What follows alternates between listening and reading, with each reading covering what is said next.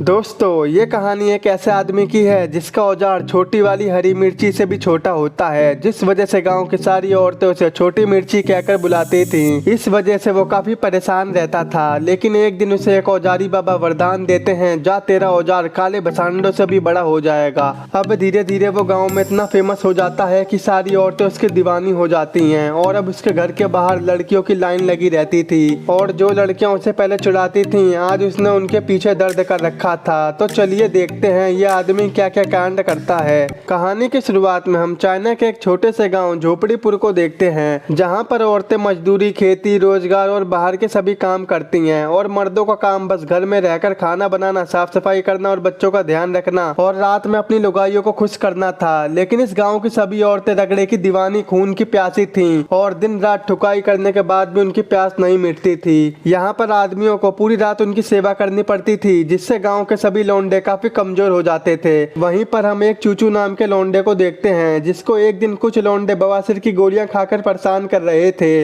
इसीलिए चूचू वहां पर पड़े एक जलते हुए कोयले को उठाकर पानी में फेंक देता है ताकि वो अपने गुस्से पर काबू कर सके। लेकिन ये सब देखने के बाद वो बदमाश लौंडे चूचू के मुंह पर 3-4 घुसंड पेल देते हैं। झोपड़ी के हमें एक्शन दिखाएगा और फिर चूचू भी उन लौंडों को धरती चटाने लगता है, यानी कि उन्हें दबा के मारता है। और उसका ये कारनामा वहाँ पर मौजूद कुछ लड़कियाँ देख लेती हैं और उसके प्यार में दीवानी हो जाती हैं। वो लड़कियाँ सोचती हैं ये लौंडा मारकाट में तो धुरंधर है, तो बेड पर तो ये हमें नानी याद दिला देगा। तभी वहाँ पर एक बुढ़िया औरत आकर उन सभी औरतों से कहती है, ओ काले केलों की दीवानियों, तुम सभी इस लौंडे से प्यार करके मुरझा जाओगी। ये बात सुनकर एक लड़की उस बुढ़िया से पूछती है, अरे अम्मा क्या बात हो गई जो आप हमें केले लेने से मना कर रही हो?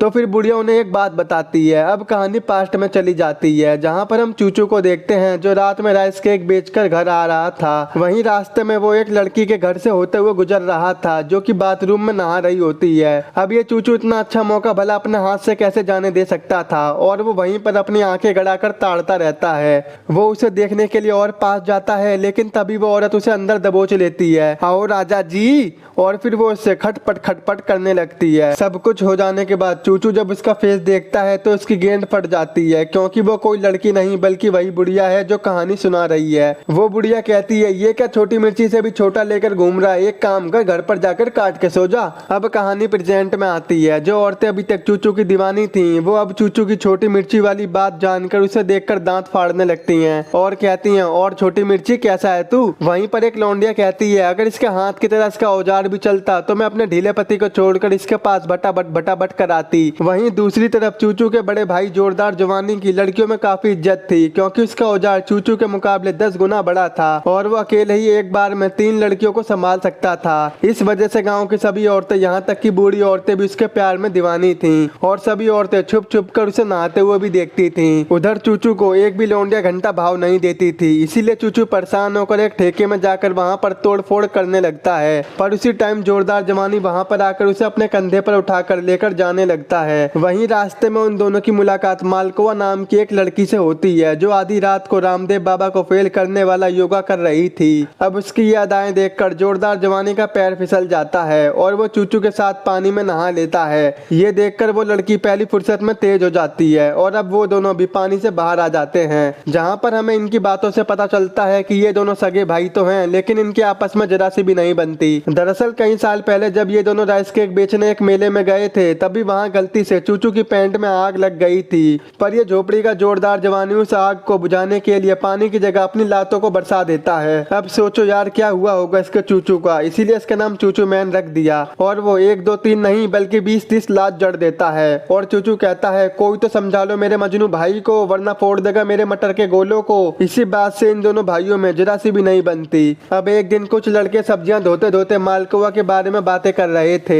एक लड़का कहता है कि मालकोवा रोज तालाब में नहाने आती है, तो दूसरा लौंडा कहता है, आ चल देख के आएंगे। पर वहीं चूचू इन दोनों की बातों को बड़े ध्यान से सुन रहा था। अब रात होते ही वो सभी लौंडे बिना कपड़ों के तालाब में मालकोवा के आने का वेट कर रहे थे। इसी बीच वो लोग वहाँ पर चूचू को भी देखते हैं, जो कि मालकोवा को नहाते हुए देखने आया था। तभी एक लौंडा बोलता है, बेटे सही है, मालकोवा के दर्शन करने भी आ गया तू? तो चूचू कहता है, नहीं नहीं, मैं तो बस नहाने आया हूँ। और जब वो सभी वहाँ पर चूचू से मजे ले रहे थे, तभी वहाँ पर मालकोवा भी तैरते हुए आ जाती है, जिसे देखकर सभी लड़कों का मुंह खुला का खुला रह जाता है।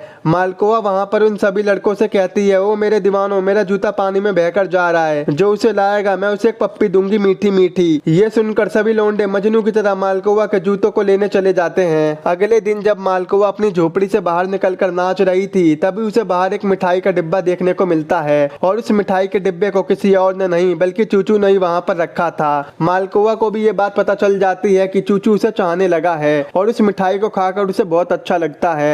अगले दिन जब मालकोवा तालाब में नहा रही होती है तो कुछ लड़के उसे ताड़ने लगते हैं, ओ मेरी जान, ये मालकोवा तो पूरे गाँव की हसीना है। तभी वहाँ गाँव की कुछ और औरतें भी आ जाती हैं और वो औरतें उन लड़कों को मालकोवा को नहाते हुए देखते हुए देख लेती हैं। यहाँ पर वो लड़कियां उन लड़कों को सजा देने की बजाय उल्टा मालकोवा में ही जड़ मारती हैं, क्योंकि मालकोवा की खूबसूरती की वजह से कोई भी लड़का उन लड़कियों को देखने नहीं आता था। अब जब वो लड़कियां मालकोवा को मार रही थीं, तभी उनकी आवाज सुनकर जोरदार जवानी वहाँ पर आ जाता है। वो मालकोवा को उन लड़कियों से बचाकर अपने घर पर ले जाता है। वहीं रात में जोरदार जवानी लुलू से कहता है, बेटे तेरे भाई को तेरी भाभी मिल गई है, और ये बोलकर वो मालकोवा को बाहर आने को कहता है। अब मालकोवा को जोरदार जवानी के साथ देखकर लुलू का दिल पूरी तरह से टूट जाता है, क्योंकि अब उसका भाई ही लुलू की क्रश के साथ शादी करने वाला था। इसीलिए वो अपना सड़ा सा मुंह बनाकर वहाँ से कहीं दूर जंगल में चला जाता है। वहाँ पर उसे एक औजारी बाबा मिलता है जो कि एक शिकारी जाल में फंसा हुआ था। वहीं चूचू उस औजारी बाबा को जाल से निकालकर उसकी जान बचा लेता है, जिससे खुश होकर औजारी बाबा चूचू से कहते हैं, बेटा तूने मेरी जान बचाई है, बता क्या चाहिए तुझे। ये सुनकर चूचू उस औजारी बाबा को अपनी सारी कहानी बताता है कि कैसे उसका औजार हरी मिर्ची से भी छोटा रह गया। तो वो कहते हैं, बस इतनी सी बात, यहीं पास के गांव में एक ताड़ी के पेड़ के नीचे तुझे एक बोतल मिलेगी जिसमें जादुई ताड़ी होगी। अगर तू उसे 2 घूंट पिएगा तो तेरा औजार केला बन जाएगा। ये सुनते ही चूचू औजारी बाबा को छोड़कर ताड़ी के पेड़ की तलाश में निकल जाता है। वहीं औजारी बाबा आंखें बंद करके कह रहे होते हैं, ज्यादा ताड़ी मत पी लियो वरना तेरा औजार काले भसांडों से भी बड़ा हो जाएगा। उधर चूचू ताड़ी के पेड़ के पास पहुंचकर ताड़ी की बोतल को बाहर निकालता है और जोश जोश में एक ही बार में पूरी ताड़ी पी जाता है। अगली सुबह जब चूचू अपने घर पर वापस आ रहा था, तभी उसे पता चलता है कि गांव के सभी आदमी युद्ध में चले गए हैं, क्योंकि पास के गांव की सेनाओं ने उन पर हमला कर दिया था और इस युद्ध में चूचू का भाई मालकोवा को घर में अकेला छोड़कर गया था।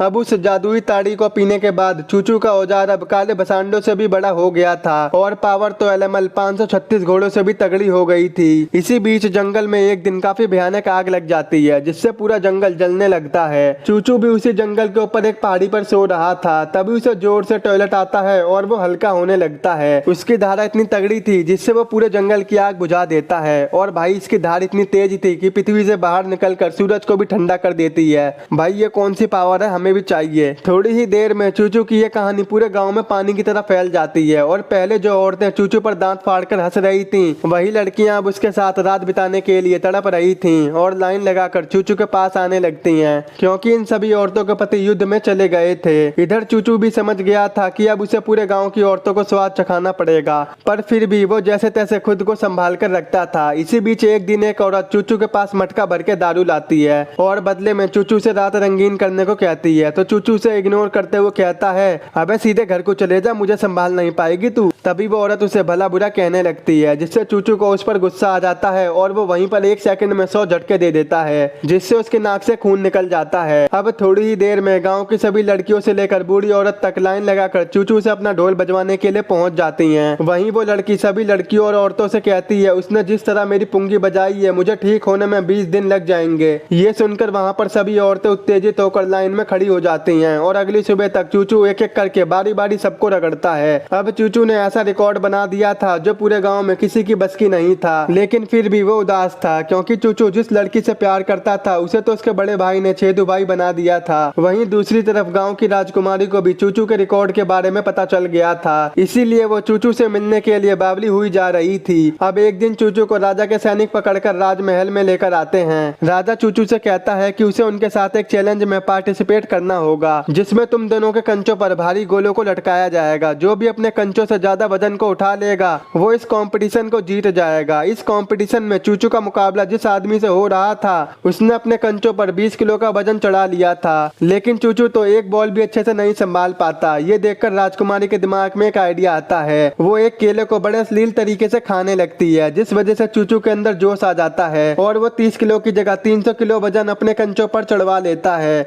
अब चूचू के हैरान कारनामों को देखकर सभी लोग उसकी जय जयकार करने लगते हैं और शाम को महाराजा उसे अपनी पार्टी में बुलाते हैं। इसी बीच वहाँ पर महाराजा का सेनापति आकर महाराजा से कहता है कि जोरदार जवानी युद्ध में मारा गया है, पर अभी भी उन्हें उसकी बॉडी नहीं मिली है। ये बात सुनकर लुलु बहुत दुखी हो जाता है, क्योंकि जोरदार जवानी के अलावा उसका इस दुनिया में कोई और नहीं था। दूसरी तरफ मालकोवा की तबीयत अब बहुत खराब होती जा रही थी। कोई भी वैद्य उसकी बीमारी को ठीक नहीं कर पा रहा था। इसी बीच वो वैद्य चूचू से कहता है कि उसे मालकोवा के साथ सोना पड़ेगा, तभी वो ठीक हो पाएगी। अब चूचू ये काम करना तो नहीं चाहता था, लेकिन मालकोवा को बचाने के लिए उसे ये काम करना पड़ता है और मालकोवा भी पहले की तरह ठीक हो जाती है और अब वो चूचू को ही अपना पति मानने लगी थी। इसी बीच एक दिन गाँव की सभी औरतें काफी परेशान हो जाती हैं, क्योंकि ये सभी की सभी औरतें एक साथ प्रेग्नेंट हो जाती हैं और आज ही उनके पति युद्ध से वापस घर की तरफ आ रहे थे। घर पहुंचकर जब उन सभी मर्दों को चूचू की इस हरकत के बारे में पता चलता है तो वो सभी चूचू को पकड़ने के लिए उसके पीछे पड़ जाते हैं। इधर वो बूढ़ी औरत ये सब देख रही थी और वो चूचू को ये सब बताने के लिए उसके पास जाने लगती है, लेकिन तभी वो रास्ते में चूचू के बड़े भाई जोरदार जवानी को देखती है, जो कि युद्ध में मरा नहीं था और वो लंगड़ाते लंगड़ाते घर वापस आ रहा था। और वो बूढ़ी औरत तुरंत लुलु के पास जाकर उसे सब कुछ बता देती है। तभी वहाँ पर लंगड़ाते लंगड़ाते जोरदार जवानी भी पहुंच जाता है, जिस वजह से लुलु मालकोवा को लेकर एक कोने में छुप जाता है। वहाँ पर मालकोवा की हालत फिर से बहुत खराब हो रही थी, इसीलिए चूचू मालकोवा को बचाने के लिए अपने आप को गाँव वालों के हवाले कर देता है और गाँव वाले सजा के तौर पर उसे एक अंधेरी गुफा के अंदर डाल देते हैं, जहाँ पर खतरनाक भालू रहते हैं जो चूचू को जान से मार डालते हैं। इसके बाद हमें 5 साल बाद का सीन दिखाया जाता है, जहाँ पर हम बहुत सारे बच्चों को देखते हैं जो कि सारे चूचू की औलादे होती हैं और इनके पास भी चूचू की तरह ही फुवारा था। जैसा बाप होगा वैसे ही बेटे होंगे। गाँव वालों के बीच में चूचू अभी भी बहुत फेमस था और सभी लड़कियां यहाँ तक कि महारानी भी चूचू के बारे में बात करती थी।